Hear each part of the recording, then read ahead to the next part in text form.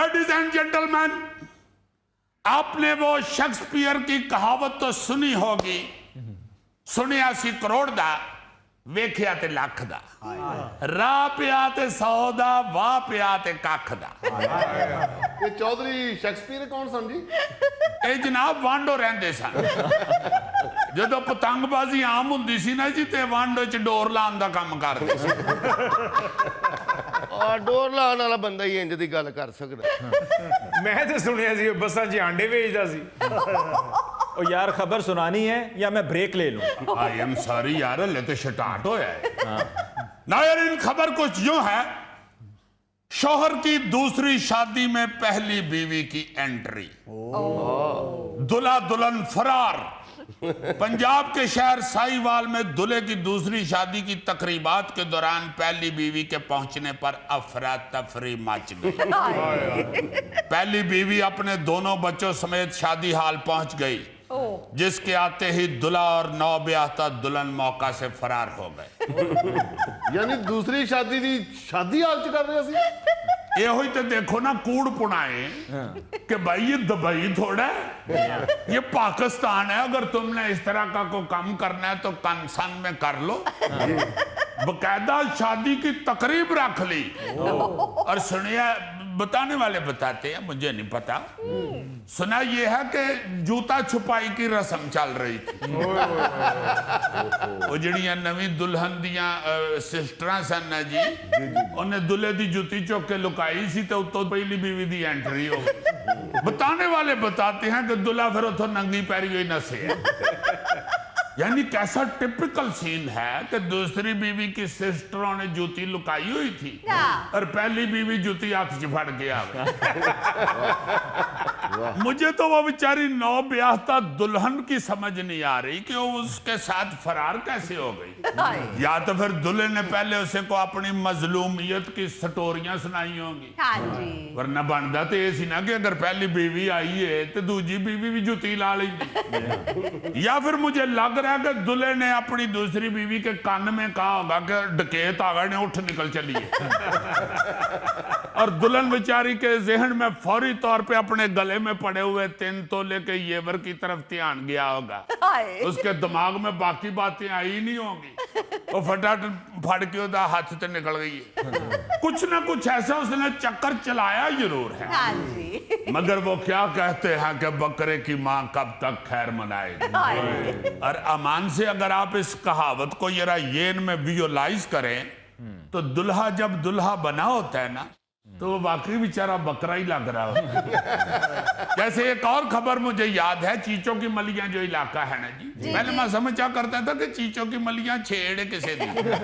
चीचों की मलिया इलाका है शेखुपुरे के पास। हाँ, ये तो बाद में मुझे पता चला ना। चीचों की मलिया में एक बंदा दूसरी शादी करने के लिए जा रहा था तैयार श्यार होके। अच्छा। बस फिर पहली बीवी दे भरावां ने राह च फाड़ लिया, घेर लिया फौरन उसकी गाड़ी रोक के। उन्हें क्या गल सुन, चुप करके ते घर वापस टुर चल। उन्हें क्या हाले ते असीं तेनू कल्ले नू डकिया ना, उत्थे टुर गया ते असीं पूरी जंज नू कुटना ही। वो साथ पहली बीवी भी आई हुई थी। उसने कहा कि हाँ तुसीं गल्लां किहड़ियां च पए हो, लित्तर मारो इनू फड़ के। मगर फटाफट बंदा समझ गया कि काम खराब हो गया और पहली बीवी के साथ आराम से वापस चला गया। यानी जिथे दी खोती उथे आन खलोती। ओए होए होए, जिहड़ी कुड़ी वाले ने रोटी पक्की होनी है वो तो उत्थे ही खराब हो गई होगी। क्यों जी? यानी एक लड़की की जिंदगी का मसला है तो उन्हें रोटी दी पाई। आपको पता है कि पंजाब के जो मर्द अव्वल हैं कैप्टन सफदर साहब जी, हमारे भाई साहब, उनका ये फरमान है कि दूसरा ब्याह तो बंदा तां करे कि जो पहली बीवी मारे। जिसके घर में सुकून है उसे दूसरी की क्या जरूरत है। वैसे तो मुझे लगता है कि ये कैप्टन सफदर साहब ने बाजी मरियम का दिल रखने के लिए ये बात की। क्योंकि एक दफा कहते हैं कि एक सर्वे कराया गया था कि एक मर्द के दिल में दूसरी शादी की ख्वाहिश कब तक रहती है। अच्छा।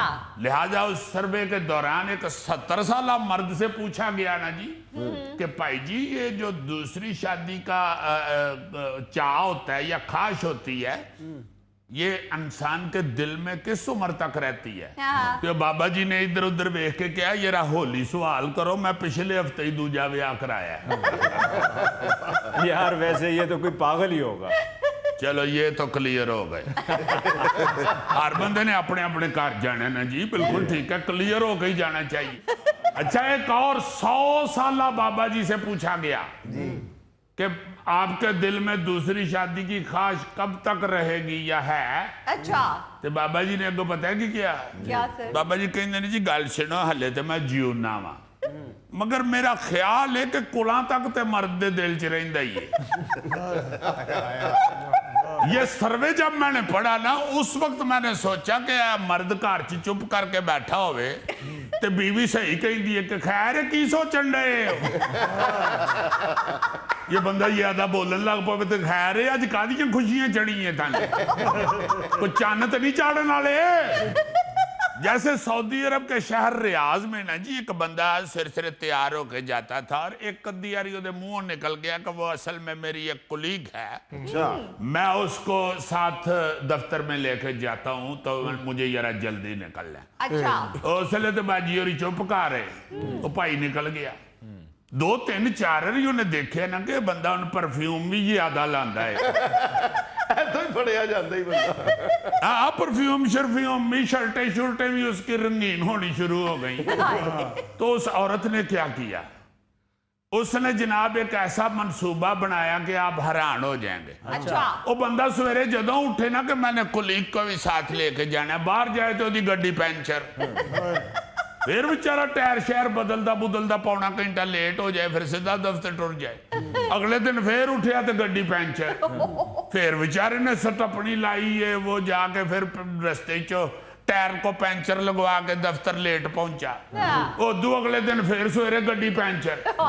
वो बड़ा सटपटा उठा के गल की है, गड्डी मेरी बुजुर्ग हो गई है, रोज आप ही पंचर हो जाती है, रात को तो मैं अच्छी भली खड़ी करता हूँ।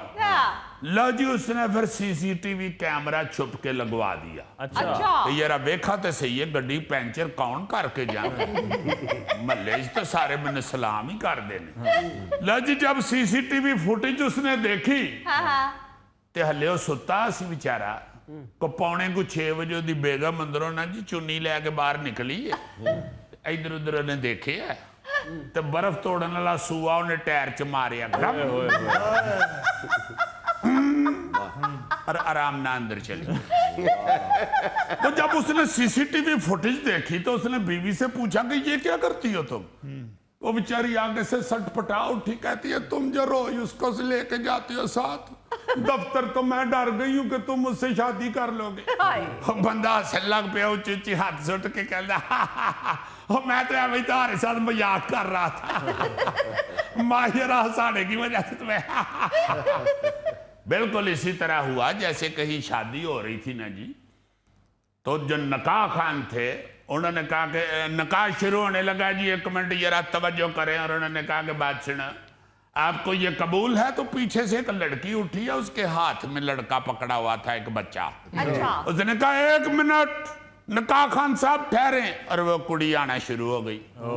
बस उसे आता देख के बाकियां तो बाद चो कुछ कहना सी, दुल्हन ने ठा दुल्हा दे मुंह ते चपेड़ मारी, पिछों दे भरावां ने भी उन्हें कुटना शुरू कर दिया। जब वो लड़की स्टेज के करीब आ गई ना जी, तो नकाह खान ने कांपती हुई आवाज में पूछा कि बेटा जी आप कौन हैं। वो लड़की कहती है मैं बराती हूँ, पीछे आवाज नहीं आ रही थी तो मैंने कहा कि जरा मैं यहाँ बैठ के तो नकाह की आवाज सुनो। दूल्हे बेचारे ने क्या होना, बीबी तेनू ते आवाज आ जाएगी हूं, मेरे चपेड़ा खा खा के कान बंद हो गए। या है अच्छा, ये सिर्फ पाकिस्तान में ये रौला नहीं है, पूरी दुनिया में ये वक्त पाया जाता है जी। 2022 में भारतीय शहर हैदराबाद में एक दुल्हा मियां पहली बीवी के पहुंचने पर ऐसे ही सरपट भागे थे। जैसे शहद की मक्खी घोड़े को लड़ जाए तो वो नहीं दौड़ता।